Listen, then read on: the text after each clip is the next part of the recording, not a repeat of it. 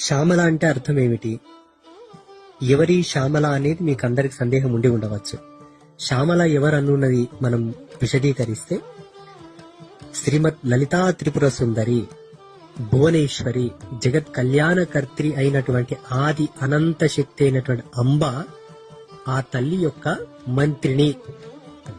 మంత్రిని అంటే అర్థం ఏంటంటే అమ్మవారికి అన్ని విధాలుగా సలహాలు, సూచనలు, మంత్రాంగము, తంత్రాంగము, యంత్రాంగము, జ్ఞానము, విజ్ఞానం అన్నిటిని కూడా సృష్టి విజ్ఞానం, జీవ విజ్ఞానం, సృష్టి విస్తరణ విజ్ఞానం, సృష్టి లయ విజ్ఞానం, సృష్టి స్థితి విజ్ఞానాన్ని తెలియపరిచేటటువంటి ఆ తల్లి యొక్క జ్ఞాన శక్తే శ్యామల,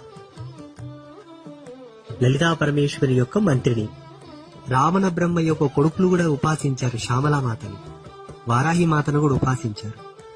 అందరూ ఉపాసించిన వాళ్లే. మేఘనాథుడు ఉపాసించారు.